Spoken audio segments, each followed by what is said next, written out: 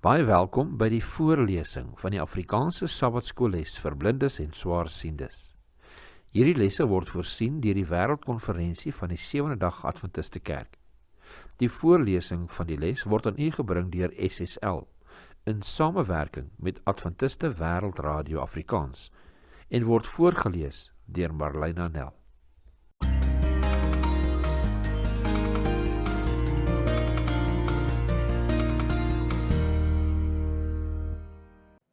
Dinsdag 28 April.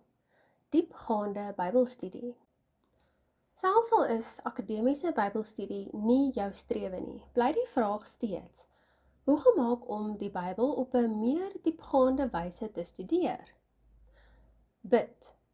Mens kan eenvoudig nie die belangrikheid van gebed oorbeklemtoon nie. Dit is die spreekwoordelike boekstutte van persoonlike stiltetyd met die Here, met ander woorde, die ontsluiting en afronding van Bybelstudie. Dit is ook soos boekmerke, waar jy tussendeur bid, soos jy bepaalde ontdekkings doen.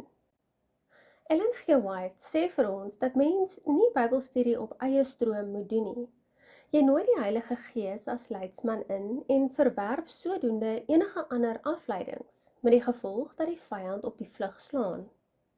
The Great Controversy, bladsy 599 en 600 lees soos volg: Bybelstudie behoort nooit sonder gebed aangepak te word nie. Slegs die Heilige Gees kan die waarde van die maklik verstaanbare dinge daarin by ons tuis bring of keer dat ons koppe breek oor waarhede wat ver bokant ons menslike begrip is. The Great Controversy, bladsy 599 en 600. Lees en skryf.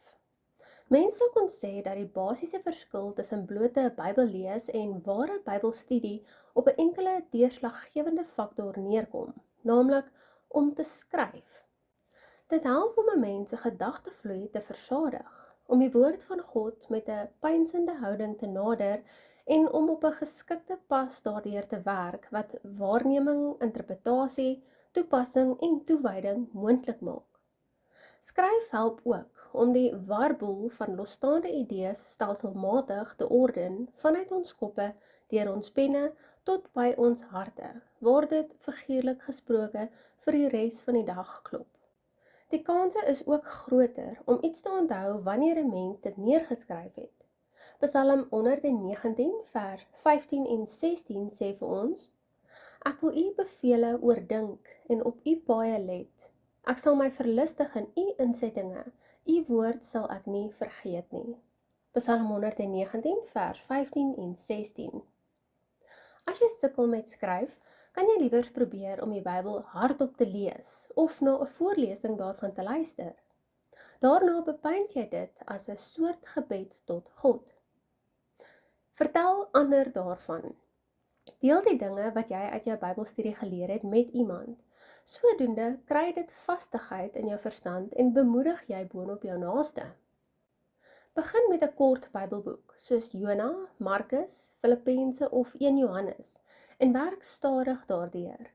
Hier is 'n eenvoudige Bybelstudie tegniek wat op 'n enkele vers toegepas kan word, wat in Engels as die verse-by-verse method bekend staan. Tog kan dit ook vir skrifgedeeltes of selfs 'n hele hoofstuk gebruik word. Nommer 1. Bid en vra die Heilige Gees om jou verstand te rig en jou hart ontvanklik te maak terwyl jy lees. Nommer 2. Kies 'n Bybelvers of 'n skrifgedeelte. Nommer 3. Skryf die hele vers of gedeelte of net die dele wat jou aandag trek terwyl jy dit lees in jou joernaal oor. Nommer 4. Lees weer bidend daardeur en onderstreep die sleutelgedagtes. Nommer 5. Dink aan die onderstreepte gedeeltes. Wat beteken dit vir jou? Skryf jou gedagtes daaroor neer. Nommer 6. Bid nou oor die idees in jou notas, as ook die impak wat dit op jou verhouding met die Here gaan hê. Nommer 7. Dink aan iemand met wie jy vandag se Bybelinsigte kan deel. Ellen G. White, Counsels to Writers and Editors, bladsy 38 en 39, sê die volgende: Wanneer sy kinders ook al toeneem in genade, gebeur dit altyd dat hul begrip van die woord van God verbeter. Hulle ontvang nuwe lig, vergewis hulle opnuut van die pragt en skoonheid in die Bybelwaarheid. In elke tydvak van die kerkgeskiedenis was dit so en sal ook so wees totdat die einde kom. Ellen G. White, Counsels to Writers and Editors, bladsy 38 en 39. Let op die boodskap in die voorafgaande Ellen G. White aanhaling. Op watter maniere het jy dit al persoonlik beleef? Ons lees en sluit af met Psalm 119 vers 105. U woord is 'n lamp vir my voet en 'n lig vir my pad.